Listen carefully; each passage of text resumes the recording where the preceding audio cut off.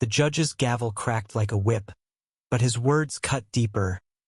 "You're a nobody, Miss Carter, and nobodies don't win in my court." Laughter rippled through the room, sharp and cruel, as Aisha Carter stood alone. Her fists clenched so tight her nails drew blood. She was used to this, used to the sneers, the whispers, the way eyes slid past her like she was invisible. But today, in this suffocating courtroom in downtown Birmingham, Alabama, something snapped. Aisha wasn't just fighting for herself anymore. She was fighting for her brother, Jamal, locked away for a crime he didn't commit, and for every black face this town had tried to erase. The judge, Harold Grayson, leaned back in his chair, his lips curled into a smirk that said he'd already won. He didn't know Aisha. He didn't know she'd spent years clawing her way through law school, working nights at a diner to pay for it, or that she'd memorized every statute, every precedent, every loophole. He didn't know she was coming back. Aisha's heels clicked against the polished floor as she stormed out, the heavy oak doors slamming behind her. The hallway was a blur, fluorescent lights, the murmur of clerks, the faint smell of coffee and desperation. She didn't have much time. Grayson's ruling was set for noon, and it was already 11:15. Her phone buzzed in her pocket, a text from her best friend. "Lena, you okay? Don't let that old bigot break you." Aisha didn't reply. She couldn't afford to feel right now. She needed to act. Her beat-up Toyota was parked 2 blocks away, and she ran, dodging pedestrians, her briefcase swinging wildly. The warrant was her last Hopia document she'd spent weeks chasing, buried in a maze of bureaucratic red tape. It was evidence of police misconduct in Jamal's case, proof that the arresting officer, a known racist with a history of planting evidence, had lied under oath. If she could get it to the right hands, it could unravel Grayson's entire case. But the warrant was with Judge Ellis, a retired magistrate who lived across town, and he wasn't known for answering his phone.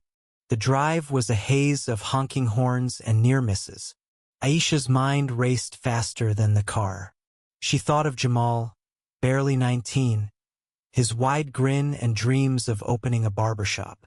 He'd been arrested for robbery after a convenience store holdup, despite being at work during the crime. The store clerk's vague description, young black male, hoodie, was enough for the cops to pin it on him. No alibi mater. No evidence was needed, just a system that saw guilt in the color of his skin. Judge Ellis's house was a modest brick rancher on a quiet street. Aisha pounded on the door, her breath ragged. "Judge Ellis, it's Aisha Carter. I need that warrant." No answer. She knocked again, harder, until her knuckles ached. Finally, the door creaked open, revealing a wiry man in his 70s, glasses perched on his nose. "Miss Carter," he said, voice gruff. "You're persistent." "I don't have time, sir. My brother's life is on the line." Ellis studied her, then sighed. "Wait here." He disappeared inside, leaving Aisha pacing on the porch. Every second felt like an hour. When he returned, he held a sealed envelope. "This better be worth the trouble," he muttered, handing it over. Aisha clutched it like a lifeline, muttering a thank you before sprinting back to her car. Back at the courthouse, the clock read 11:58. Aisha burst through the courtroom doors, her chest heaving, the warrant raised like a weapon. The room fell silent. Grayson's smirk faltered, just for a second, before he recovered. "Miss Carter, this is highly irregular. You were dismissed." "I'm not here for your permission," Aisha said, her voice steady despite the tremor in her hands. She marched to the bench and slapped the warrant down. "This is a warrant for Officer Daniel Tate's arrest. He planted evidence in my brother's case. Your ruling is based on a lie." Gasps rippled through the crowd. Grayson's face reddened, his jowls quivering. You dare accuse an officer in my court? You're out of line. Read it, Aisha said, unflinching. Or are you afraid of the truth? The room was a powder keg. Grayson's lawyer, a slick man named Paulson, scrambled to his feet. Your Honor, this is a stunt. She's desperate. Desperate. Aisha whirled on him. My brother's in a cell because your officer lied. Because you let him. Because this whole system is built on lies. Her voice cracked, but she didn't stop. You called me a nobody, Judge. But I'm here, and I'm not leaving until you do your job. Grayson snatched the warrant, his hands shaking. He tore it open, scanning the pages. The silence stretched, thick and unbearable. Aisha's heart pounded so loud she was sure everyone could hear it. She thought of her mother, who'd died believing the system could be fair. She thought of Jamal, who'd told her, Sis, don't let them win. She thought of every time she'd been told to sit down, shut up, know her place. Finally, Grayson looked up, his face pale. This changes things, he said, his voice barely above a whisper. Paulson started to protest, but Grayson held up a hand. Enough. Court's adjourned until I review this evidence. The gavel fell, softer this time, but it echoed in Aisha's ears like a victory bell. She didn't smile. She didn't cheer. She just stood there, shoulders squared, as the crowd murmured and Grayson avoided her gaze. This wasn't over, not by a long shot, but for the first time in months, Aisha felt something she hadn't felt in years. Hope. As she left the courtroom, Lena was waiting outside, her eyes wide. Girl, you did it. You actually did it. Not yet, Aisha said, her jaw tight. But I'm just getting started. The next few days were a whirlwind. Aisha worked around the clock, gathering more evidence, meeting with Jamal's public defender, and dodging reporters who'd caught wind of the story. The warrant had sparked an investigation into Officer Tate, and whispers of corruption were spreading through Birmingham's police department. Aisha knew she was making enemies powerful ones, but she didn't care. She'd been invisible too long to back down now. Jamal's retrial was set for the following week. Aisha spent every night preparing, poring over case files until her eyes burned. She barely slept, fueled by coffee and sheer will. Lena tried to get her to slow down, but Aisha waved her off. I can rest when he's free, she said. The morning of the retrial, Aisha stood in front of her mirror, adjusting her suit. She looked at herself, really looked, and saw someone new. Not the girl who'd been told she'd never make it. Not the woman who'd been called a nobody. She saw a fighter, a sister, a force. The courtroom was packed when she arrived. Grayson was back on the bench, his face unreadable. Aisha took her place beside Jamal's lawyer, her hands steady now. Jamal was brought in, his orange jumpsuit a stark contrast to the hope in his eyes. He caught Aisha's gaze and mouthed, Thank you. She nodded, her throat tight. The trial began with a new energy. The warrant had shifted the case's foundation, and Tate's credibility was crumbling. Aisha testified, her voice clear and unwavering, laying out the pattern of misconduct she'd uncovered. The prosecution scrambled, but their case was unraveling. When Aisha presented a second piece of evidencia video from a nearby shop's security camera showing Jamal at work during the robbery, the room erupted. Grayson called for order, but his authority felt hollow. Aisha could see it in his eyes. He knew he'd lost control. The jury deliberated for less than an hour before returning. The foreman stood, his voice steady, Not guilty. Aisha's knees buckled. Lena grabbed her arm, tears streaming down both their faces. Jamal was free. As the guards removed his cuffs, he ran to Aisha, pulling her into a hug so tight she could barely breathe. You did it, sis, he whispered. You did it. But Aisha knew it wasn't just her.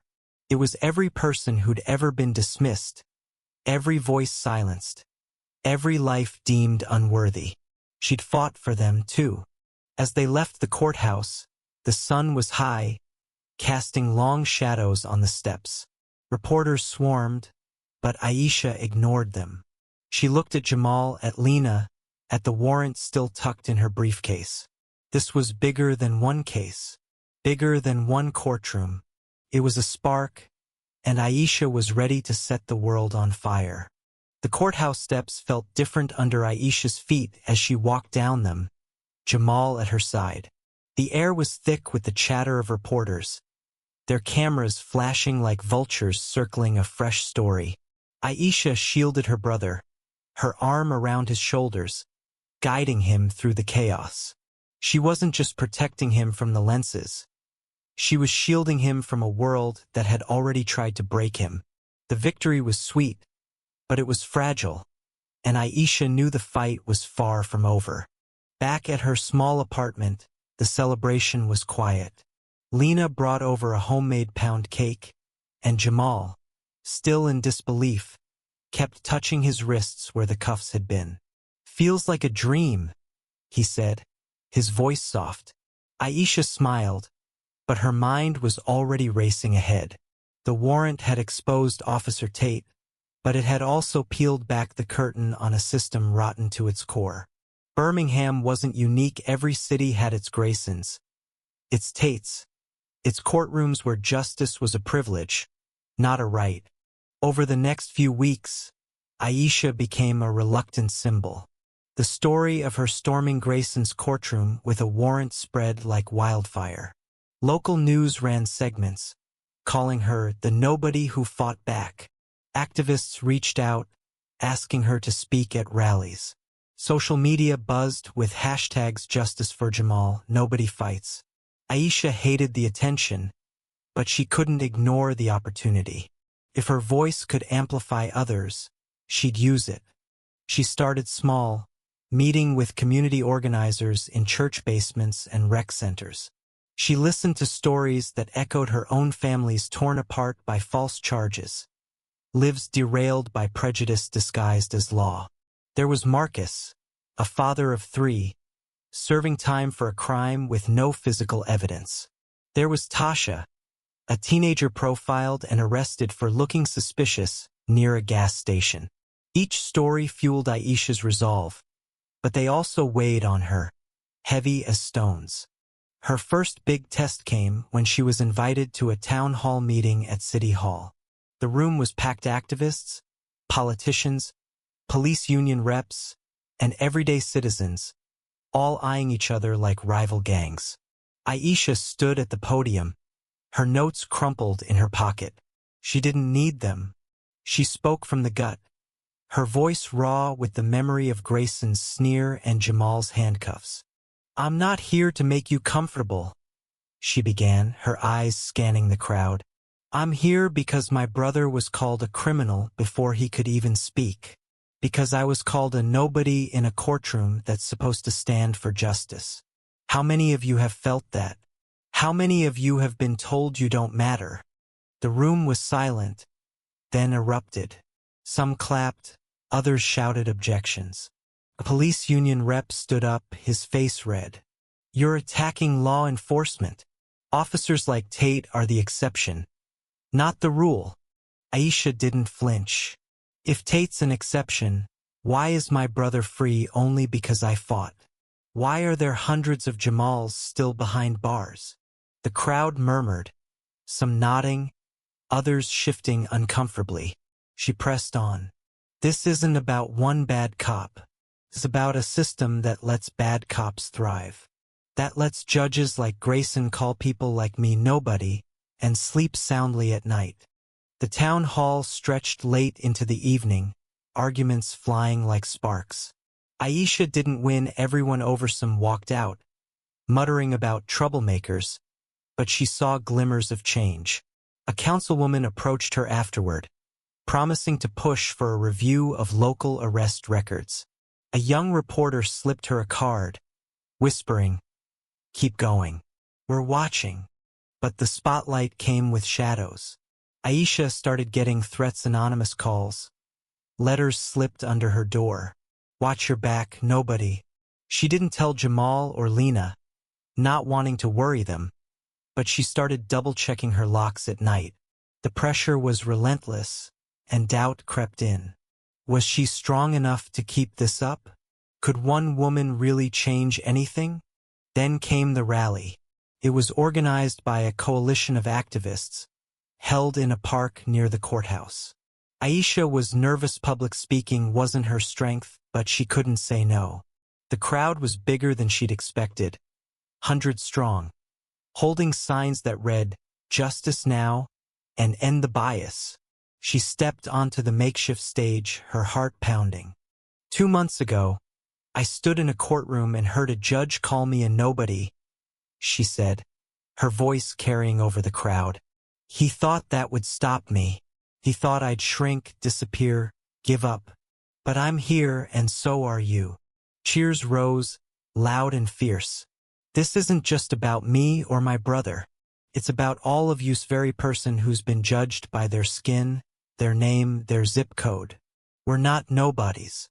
We're the ones who'll change this. The crowd roared, but then a bottle sailed from the back, shattering near the stage.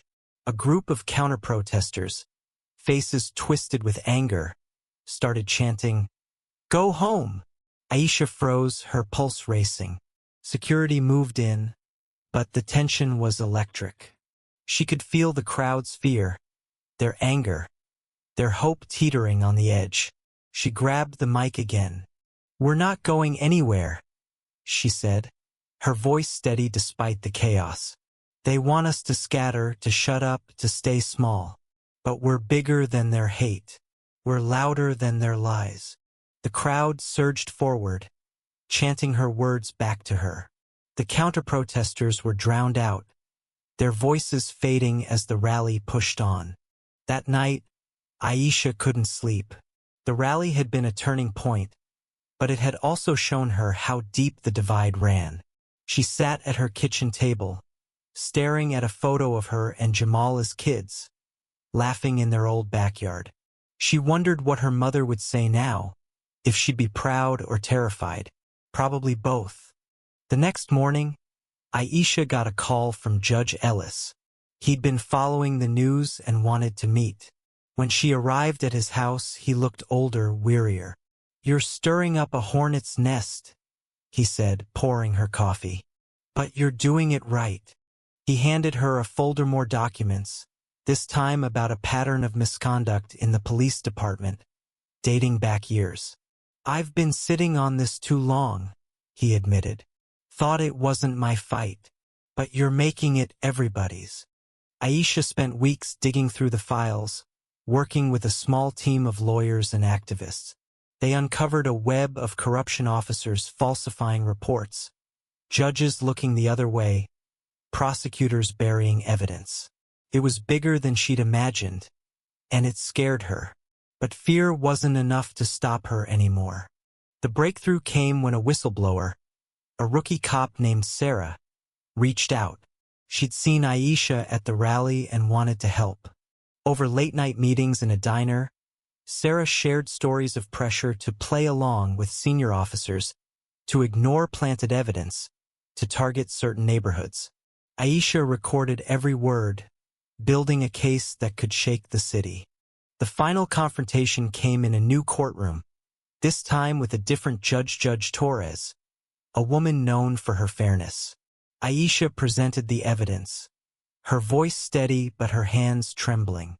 The room was packed again, but this time, the air felt different, less hostile, more expectant. Sarah testified, her voice shaking but resolute. The evidence was damning. Emails, reports, even audio of officers joking about framing suspects. When Torres ruled for a full investigation into the department, the room didn't erupt, it exhaled. Aisha looked at Jamal, sitting in the front row, his eyes shining. Lena squeezed her hand. It wasn't a perfect victory, change would be slow, and some would fight it tooth and nail, but it was a start. As Aisha left the courthouse, she saw a young girl in the crowd, holding a sign, "You're my hero, Aisha." She stopped, kneeling to meet the girl's eyes. "You're the hero," Aisha said. "Don't let anyone tell you different." The fight wasn't over. There would be more battles, more threats, more nights of doubt. But Aisha knew she wasn't alone anymore. She'd sparked something, a movement, a reckoning, a chance for justice to mean something real. What do you think? Can one person's fight for justice change a broken system? Or is the divide too deep? Share your thoughts on where right and wrong collide in this struggle.